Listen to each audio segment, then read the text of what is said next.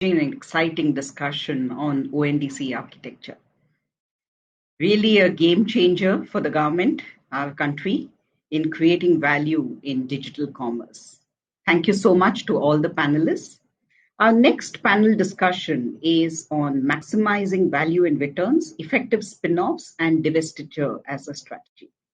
Investing in emerging markets can produce substantial returns to one's portfolio. The challenge for investors is to find ways to cash in on an emerging market's growth while avoiding exposure to its volatility and other drawbacks. Experienced private equity fund managers are looking at spin-offs and divestiture as a strategy. But for it to be successful, many factors are at play, from leadership involvement and operational excellence to talent management and culture. This panel will share their perspectives on navigating through the effective execution of this strategy and how to maximize value and thereby returns. On the panel, we have Vivek Pandit, who is the moderator. He's a senior partner at McKinsey and Company. Amit Soni, partner, CVC Capital Partners, and Shashank Singh, partner and India head at Apex Partners.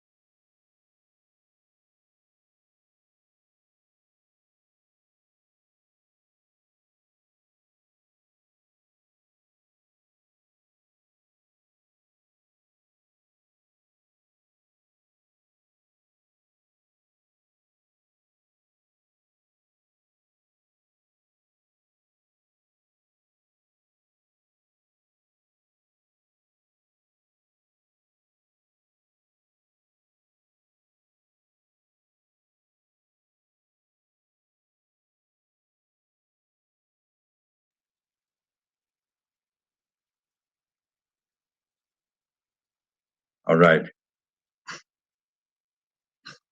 Okay. I assume we're good to start.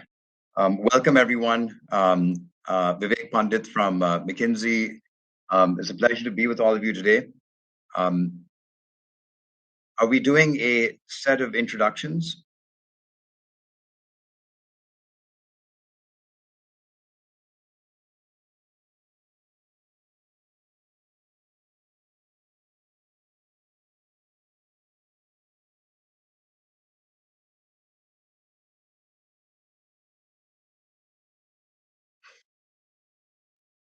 Okay, everyone. Thank you for joining. So today's topic and panel is focusing on the value of divestitures and carve-outs. I think in a ever increasingly competitive world and a world where a number of Indian businesses are reconsidering their portfolios, looking at either divesting or partnering with private equity funds to build businesses or strengthen existing businesses. And we've seen a number of these happen in the recent past in the logistics sector. We've seen it happen in the automotive sector. We've seen it happen in the IT sector, where we've had divestitures or carve-outs be a core part of an investment thesis, right? And so today what I'm going to do is very quickly over the next 6 or 7 minutes, share a few facts with you. And then we're going to invite our panel members up on stage to share their experiences. We have today, we'll introduce them, Amit Soni and Shashank from Apex, from Amit from CBC and Shashank from Apex. And why don't we get started? If we can just go to the next page.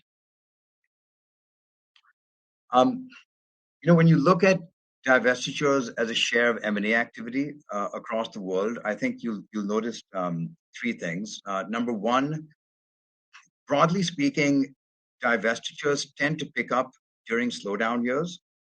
And you can see this across all regions. They tend to be a little bit higher when there's economic uncertainty. The second thing you'll see is that India lags a little bit, right, the rest of the world in terms of the percentage of M&A activity that's dedicated to divestitures, right?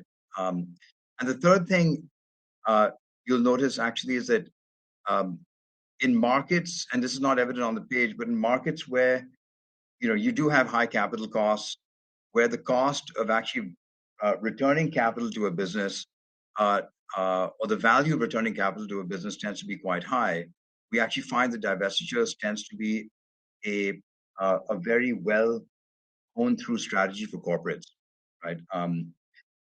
Now, and one other thing I should just say is that if you look at from a corporate lens, right? If you look at the top 20% of players by return to shareholders overall, this is globally, this is also true in India, you'll actually find that they have a disproportionate amount of divestitures in their portfolio relative to the other 75%. 25% of M&A activity among corporates that outperform in total TRS is driven by divestitures, relative to about 15 to 17% for as a percentage of M&A for companies that don't perform as well.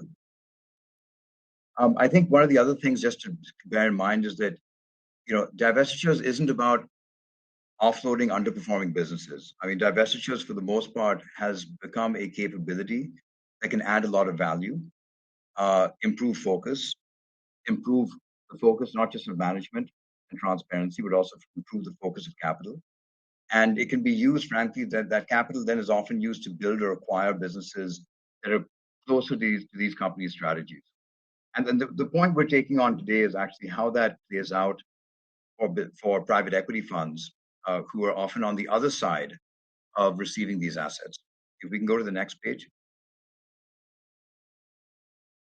So to give you a sense, what we did was we actually ran a pretty extensive analysis over 10 years, right?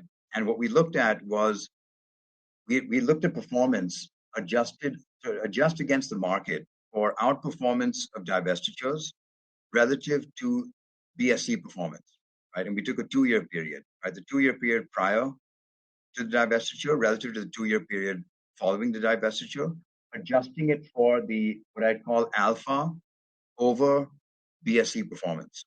And what you'll see here is it's pretty much it's almost an evenly mixed story, where about half, a little more than half of the divestitures have been deliver returns that are over in excess returns of the BSE, and about half.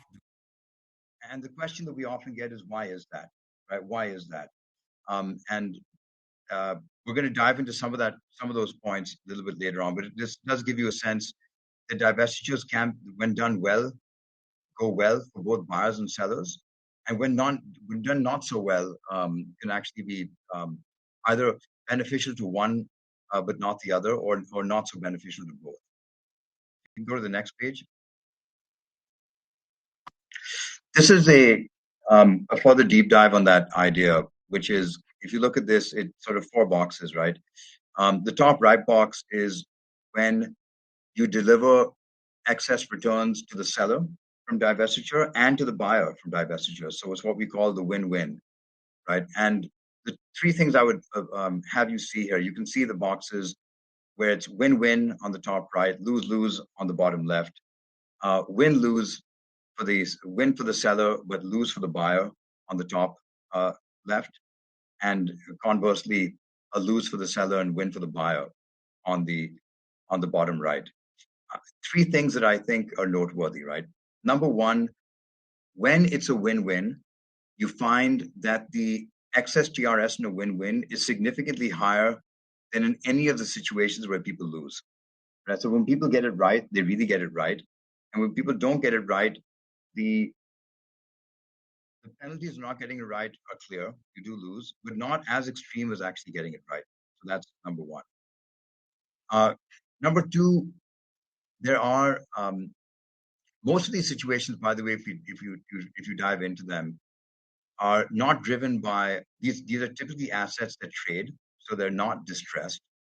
They're typically assets that trade because they're more valuable to the buyer than they are to the seller for a variety of reasons. But the other thing you'll notice here is that the excess TRS is actually meaningful, right? It is meaningful in all situations, right? You can see even in the win-lose or the lose-win situation, 19% excess TRS, 18% excess TRS, 37 or 33%. These are meaningful numbers, right? And so getting your, picking your spots well, understanding what drives value, figuring out how to go from what's sometimes seen as a zero-sum negotiation and not overly focusing on negotiation, but focusing much more on what the drivers of value are going to be and what you will do with the asset. And for sellers, helping disentangle that asset in a manner that helps the buyer realize value are areas where we find there's not enough emphasis given, right? There's a little bit of an overemphasis on what we find to be a zero-sum negotiation at times. But having said that, we do believe that this is as you can see, it's pretty evenly split across these categories. So there's very clearly a top right opportunity, we think, both for the industry and for private equity. Next. This is, if you take a look at this just for a second, right? This takes a look at, it breaks down deals across industries and what buyers ended up paying as a multiple, right? An EV to EBITDA multiple. And there's sort of three things here. And I know my private equity colleagues will look at this and wonder, well, wait a second, are we saying that we're overpaying? In fact, that's not what it says. If you look at it, you can see private equity deal multiples in general, right? In general, with the exception of what you see in automotive and assembly, tend to be slightly higher. What that means is, as corporates look at and assess the landscape of potential buyers, private equity isn't last on the list. Private equity actually ought to be first on the list as potential partners. The second thing we observed as we interviewed many people in these different sectors was that the value added from private equity is real, right? Price discovery matters, but the value add is real, right? A lot of players have put a lot of work into understanding exactly what they would do with the asset, what the operational points of control are, what the talent points of control are, how much operating leverage they can develop and deliver in the business, both with the injection of new capital and changing ownership. What we've realized is that there is very rarely a situation in private equity where a carve-out deal hasn't delivered significant excess returns relative to the industry. And I mean that from the alternatives industry point of view. And of course, you might imagine one of the reasons is that even though multiples are higher, the ability to focus, invest new capital, focus management, and do what private equity does so well allows private equity to be a significant player, right? A significant buyer of many of these assets. We obviously do believe that private equity is much more to be done. We certainly hope that people in industry will take cue from this and actually consider more close collaborations with private equity. Go next.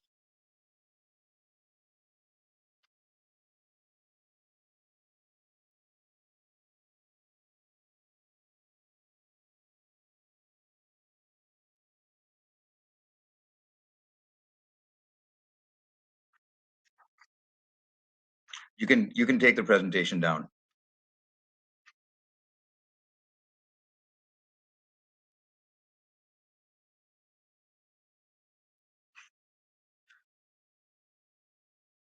Okay, terrific. Now, with that, what I'd like to do is invite my fellow panelists on stage.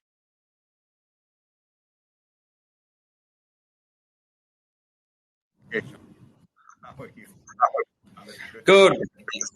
Enjoying the tech platform and bouncing between backstage and front of stage. Good to see you too. Terrific. I think Visi's going to introduce people. Is that right? I think she already has, Vivek. So Oh, she has. Okay. Oh, terrific. Well, look, with that, no further ado, let's get into the conversations. By the way, it's good to see old friends on stage with me. I shudder to think that Shashank, you and I and Amit and I have actually known each other for over 20 years. So this is a little exactly. bit of the maturing of the industry. I'd say this is sort of the gray hair session Yeah. on the industry. No hair in my case. Exactly. Gray hair or thinning hair or no hair. Yeah, exactly. Whatever you want to take your pick. So look, let me just open this up to you, right? To Shashank and Amit, please treat this popcorn style. The first question to you is, how do you see the potential, right? You've seen private equity partner with corporates. You've seen some corporates really take to it. Some of them resist it. There's obviously a set of assumptions people have about the nature of private equity and how that can either add value or concerns around how partnerships ought to work. Just some comments from you on how do you see? Have you seen an evolution in this space? Are people more willing, less willing? Sure. So maybe I can start, and Amit, I'll hand over to you. So the short answer to your question is to your question, Vivek, is absolutely yes. I think if the nearly 15 or 20 years that I've been doing private equity in India, there's been an evolution of the market. It's the market 20 years ago was predominantly minority investing behind promoters or industrial groups. And, to be honest, private equity was taking very much a backseat role. You were providing growth capital, but you were kind of backing the existing team, the existing group to drive value. I think the nature of what you're talking about, spin-offs and divestitures, is a bit different, which is, and you referenced it in your comments as well, which is really bringing to bear the skill set of private equity around value add. And different funds have different approaches, but in our case at Apex, it's really bringing our sector and our main subsector expertise to the table. I'll give you a couple examples. We just did a carve-out deal, as we call them at Apex, last year, of some software businesses, which we now call Essential Software. These are banking and insurance, so financial services-focused software businesses from a listed company in India called 3i Infotech. Now, that was the 6th software carve-out we've done in the world, in the last 10 years. So this is very much part of our standard operating procedure elsewhere. We look at large groups, large companies that may have some quote-unquote hidden or ignored software assets inside of them. And we then strike up a conversation and sort of say, hey, back to your sort of rightmost quadrant, can we make this a win-win? You spin off this business, it's non-core for you, it'll improve your total shareholder return. And we understand software, as being an example of an industry, really well. We've owned 20 software companies around the world, and we have a playbook that we can bring to the table as to what to do with this business. And we're playing that through with the Zensho. But it was interesting that carve out was the first carve out we've done in 15 years in India. But it's, I don't know, one of 10 or 15 carve-outs, 20 carve-outs that we've done globally, 6 just in software alone. So it's a different nature of where the industry was. And hopefully it's the start of a longer-term trend. And like you said, hopefully we can all find deals in the top right quadrant, which are win-win for both buyer and seller. Let me pause there, Amit. Over to you. No, I think, Shashank, you hit the nail on the head. Over the last 15 years, I feel both the industry and, corporates are now wanting to do the deals for the right reasons and having the right structure around those deals. I mean, historically, in our early life, we used to feel a business can be built in a particular direction, should go in a particular way. You set up yourself into a minority investing setup, and you realize that there is a significant tension in that area. I think now people, when they're making minority investments, they are actually squarely backing the plan, squarely backing the market opportunity, squarely backing the team, rather than saying that they would bring about changes around there. And there are different ways of driving value creation, which is, either would be new customer introductions or other things, but the core of it, they want to keep as is. And as far as the private equity is concerned, when we saw that, look, we want to bring about a change in the core, I think we've all looked for the fact that we have the right governance and the shareholding to be able to sort of bring about that change into the core. And that's one of the things which I feel, just picking up from your point, has led to sort of a sophisticated buyer environment. At the same time, I think with the seller environment, there is a degree of sophistication that has come in. People are very clear around choices of whether they want to continue to drive the business and the strategy, or would they want to sort of hand over certain things, be it in the form of a divestiture or a carve out. And they're also approaching the market for the right set of things for the right reasons. And I feel like that's at the underlying foundation of like allowing for some of this stuff to happen, like you were mentioning, Shashank. Yeah, completely agree. I think we've lost our moderator here a little bit, but we can continue. Perhaps you can touch upon, Amit, some specific examples of what you guys are seeing and what you've done, and I'm happy to weigh in as well. So look, I think we've done now almost 5 control or joint control deals in the last 3 to 4 years. And I think one of the biggest tenets that we felt, which was important for us, was really around the fact that independence of the management team and alignment on the agenda, what they need to drive, should be devoid of the shareholding. And I think so long as we were able to constantly achieve that, what we felt was like, be it your sectoral expertise, be it certain functional expertise, be it certain, connects and networks that you have, you're able to channelize them in a slightly better way. But at the same time, look at things that haven't gone right and make corrective actions. Because I think one of the good things about private equity also is their ability to learn and unlearn, right? And really quickly move and pivot themselves into a new area if they feel that certain parts of thesis are not working out, to really say where that market opportunity is and align the business in that direction.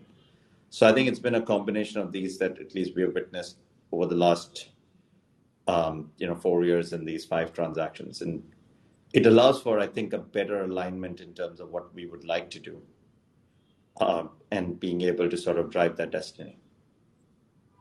Yeah, I would agree with that, right? I think that it goes to kind of the fundamentals of why a control transaction or a buyout, certainly viewed from a private equity lens, gives you that many more degrees of freedom around, like you said, strategy, management, M&A, capital structure, and then finally also exit, right?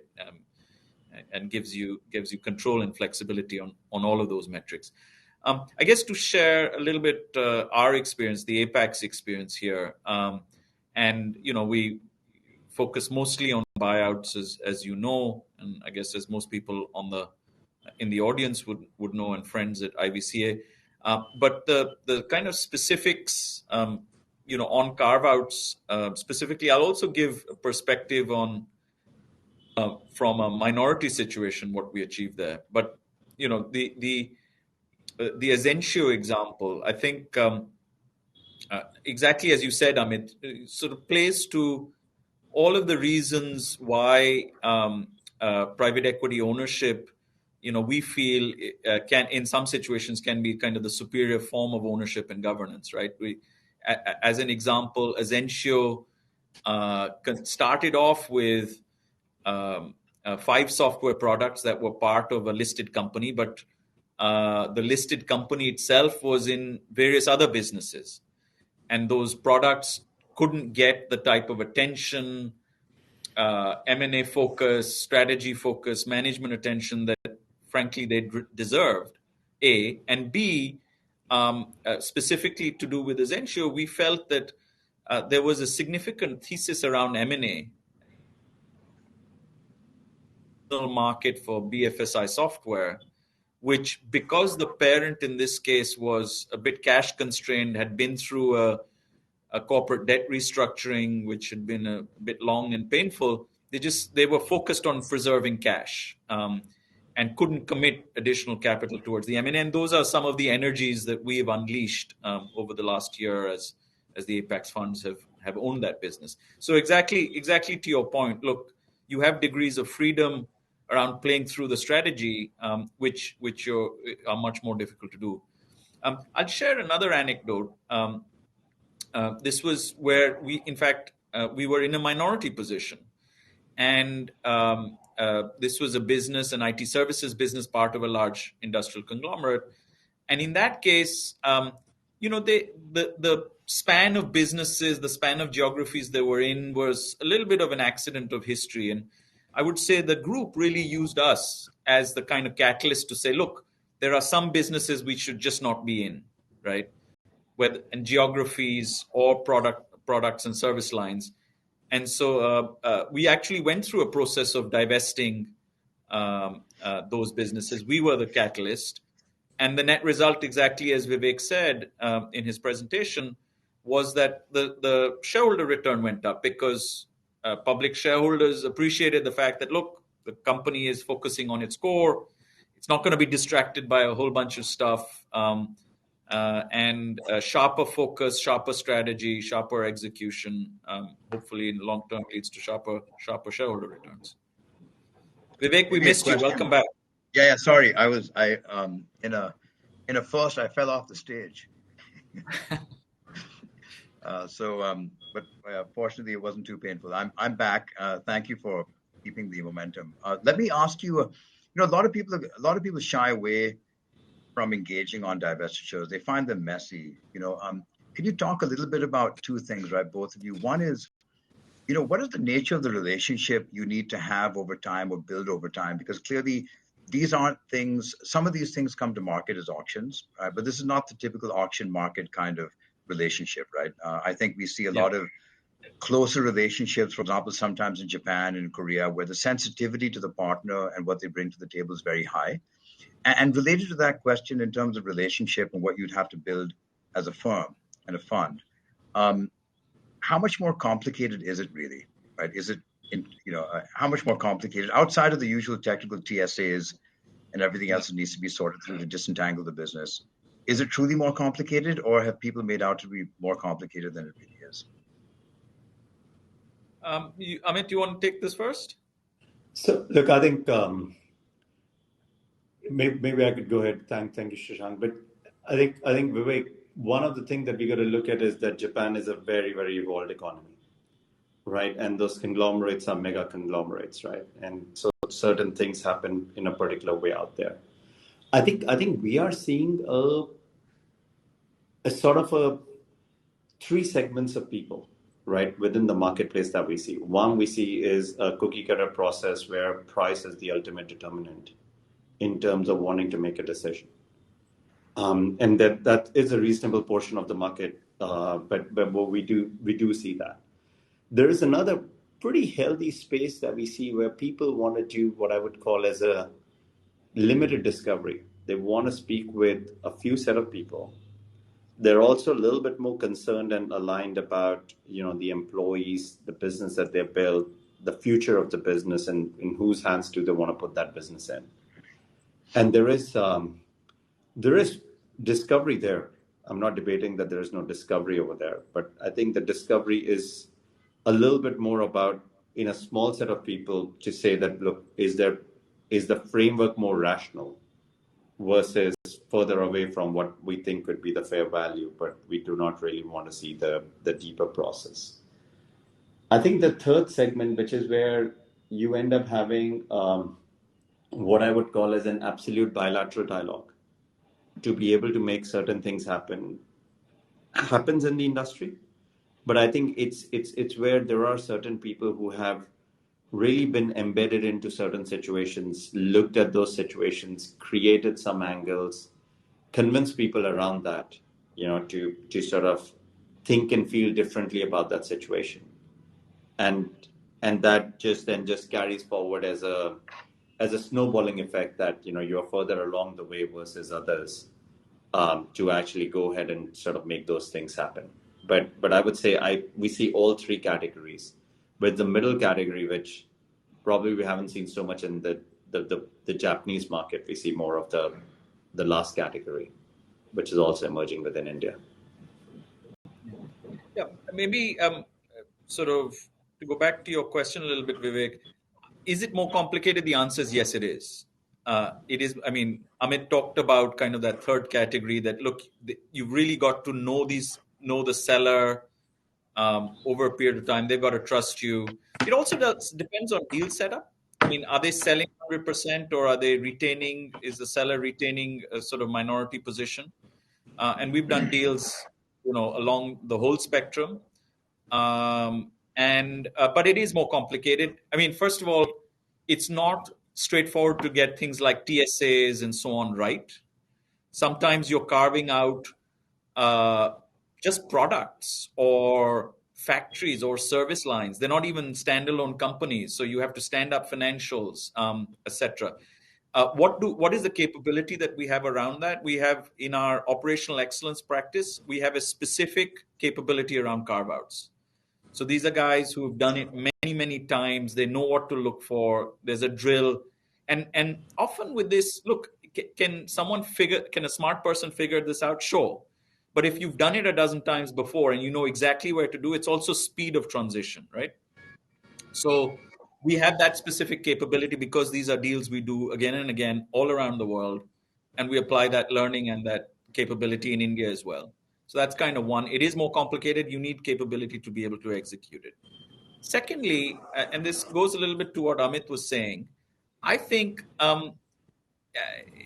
if you know what you're looking for, you can make it takes time. You need to engage. It can sometimes take years to convince someone that this is the right thing to do, but it can lead to very, very successful win-win outcomes. I'll share two examples. The first is several years ago, we did a carve out of a property and casualty insurance software company called Duck Creek Software from Accenture. Yeah. Global. This was done in the US, global deal. And in that deal, first of all, it took us a very long time to convince Accenture that it was the right thing to do. Over engagement over multiple years, many times going to them, then saying no, until they finally kind of, the light bulb went off. We created a deal where the Apex funds owned 60 and Accenture retained 40%.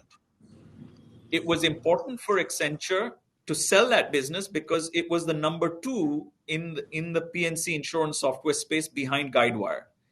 And Accenture, which at its heart is an IT services company, was getting cut out of all of the Guidewire work. So they weren't getting any Guidewire work because Guidewire was saying, look, you own my biggest competitor, which is a software business. Duck Creek was unable to build any SI ecosystem because all of Accenture's competitors in the IT services space were saying, hold on a second, you're our biggest competitor in services. Why should we help your product? And the company itself, because it was so small in the context of this large Accenture machine, wasn't getting enough M&A capital, strategic attention, et cetera, et cetera. We carved this business out. It was the same management team, just the focus, the Apex skill set and software, et cetera. It totally unleashed that business. And ultimately, it went public in the US a couple of years ago. It's been a phenomenally successful IPO and a win-win-win for everyone, right? Accenture got its Guidewire and other implementation revenue. It enjoyed the massive increase in shareholder value from the remaining 40%. The company did well, and Apex did really well out of the investment as well.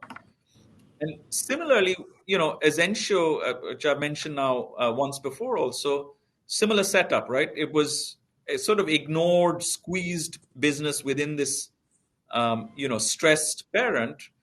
And we're very early in the innings with Essentio, but we hope we're, again, able to unleash that business from what it couldn't do on its own. Very helpful. I'm inviting the audience. If there are questions from the audience, we can take them.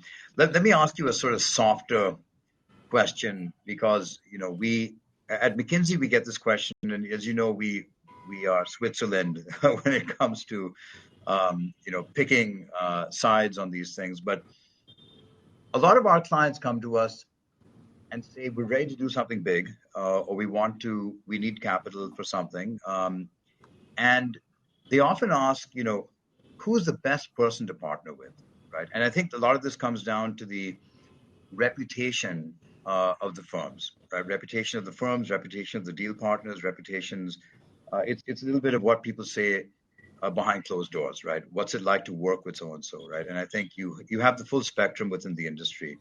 So my next question to you is, what advice do you have for people on building relationships? What it takes to build relationships with entities over time. I can imagine that those relationships aren't opportunistic, right? They're things you're probably in dialogues, as you mentioned, for months, if not years. Any advice you have for people who are tuning in right now on how to think about the nature of relationship, which is obviously very different than the relationship you have with intermediaries or people who are selling things through auctions? Yeah. Maybe I'll give it a crack, and Amit, then hand over to you this time. Look, I don't think there's any silver bullet answer. I'm not going to tell you something that isn't blindingly obvious. I think there's no shortcut to building relationships, right? It takes time. The person at the end of the day, we're all human beings, and it's about building a human relationship. And if it comes across as transactional, then that tends to be a turnoff. The approach we take at Apex is that we're sector led, and there are some sectors, in fact, subsectors that we understand incredibly well. Tech-enabled services is an example. Software is another example. MedTech, route-based, density-based businesses, online marketplaces, digital classifieds. This is stuff we do all around the world, have done dozens of deals over the decades.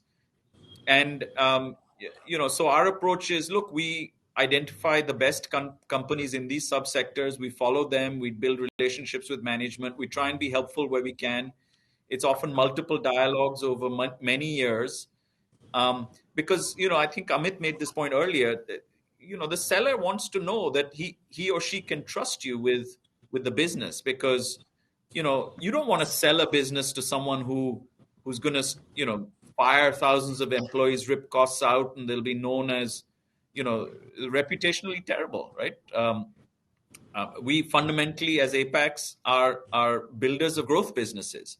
So it's the vision we're trying to sell, particularly in our core subsectors, is, look, in our hands, we can really take this business far by putting in place the engines for long-term growth and therefore value creation. And we offer sellers the ability to ride for some of that value as well. I gave the Accenture example a short while ago. So that's our approach. And, it's not always successful, but you keep trying. And that's what our business is about.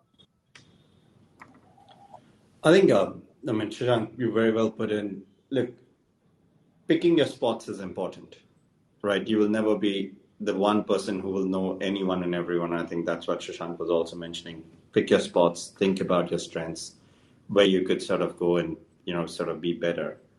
One other aspect that I would add, which I think Shashank also alluded to, in your behavior, be genuine, right? And I think if you are genuine and you are fair, it reflects upon in the longer run. And look, for all of us, we would do 1 or 2 investments a year, but we may sort of look at 20 or 30, maybe 40 a year, depending upon, different teams and sizes that they have. And how you close those loops is very important, because many of those people will continue to be your custodians, especially when you're providing not a positive message to carry forward about who you are as a person and, what would it mean?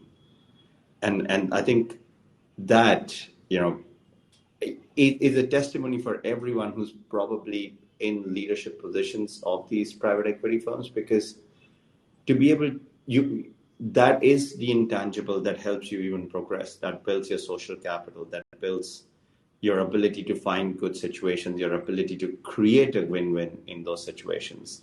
And it's that intangible that, sort of sets people apart a bit. Very helpful. Very helpful. I know we're coming on time quickly. I want a question came in to me a few minutes ago, which was a little bit more complicated, but there's the government divests a lot, and a lot has been made of government divestiture programs, and we have institutions within the government that are promoting, trying to attract more FDI, right? In fact, to some of the divestiture processes. I mean, there's some, as you know, some divestiture processes underway right now that are fairly large, that are trying to attract private equity. Any quick, maybe 30 seconds each, points of view on how you'd approach government divestiture opportunities any differently? Shashank, you want to go first, or maybe I'll take a crack? Yeah, look, we have participated elsewhere, I would say, and successfully in government divestitures. I mean, different countries have gone through this process of getting government out of business at different points in time over the decades. And so we have bought businesses from government selling in different countries, particularly in Europe, in the past. I can't say we have looked at anything in India in seriousness, because typically the sorts of assets that the government is selling now, has sold in the past, have not been in our sectors. I mean, we don't invest in the airline sector, as an example, right? So we wouldn't have looked at Air India. Although the way the bankers who were on the sell side had mandated that, they did come to us and show it to us. So, if there was a relevant company in our relevant sectors, would we look at government selling? For sure. But, I think it sort of depends on what they're selling when, I would say. I think I would just build a little bit further on that, and I could see, what Shashank is mentioning. See, so we do a little bit more of manufacturing. We go more sectors than just few sectors that Apex has traditionally been very strong and very deep in. And as you move towards that aspect, you start seeing that there are certain government divestitures that are quite interesting. They are very similar to this software carve-out situation that Shashank was mentioning, have got some good legacy core, really good knowledge and competence, not been commercialized, invested behind, developed in the same way as it could have been done over the years because of a variety of reasons. I think the go-to-market on that, there is no shortcut to a process that the government would have, right? And government has to run a process and find the best price to be able to give, because that's a fiduciary responsibility towards the exchequer. But the way to sort of engage and think about winning there is to, again, pick your bets, do a lot of work. The beauty about the government is very transparent, right? And it provides lots of information. And eventually, really think about reverse corporate partnership, because there is an element of synergies that exists with a number of businesses who tend to become natural owners of it. So I would say, employ these three things, but be very selective, such that you're able to get something done. Very helpful. I know we're at time, though. I wanted to thank you all for the time we have together. So thank you. Just in closing, I'd just like to say that, look, it feels like the private equity industry is at a state of reputation and even in evolution of its relationships and its ability to manage complexity, where I think we do anticipate more partnerships. I think we do see more carve-out opportunities. And I think, Shashank, people like you and Amit, you are in all likelihood going to lead the way alongside a number of other firms who are looking at, larger opportunities and won't shy away from some of the complexity. But having said that, I think I'll just close with, there's another firm had sort of immortalized this in the DNA of their firm, which is people do deals with people they like. And, we've all heard that. I think that may not be truer than in this case when we're dealing with corporates and the sensitivities that they deal with. But thank you all for joining us today, and thank you so much for the insights you've shared today. Thank you for having us and enjoy the discussion. Thanks, Vivek. Thanks, Amit. Okay, terrific. Thanks, guys. Thank you.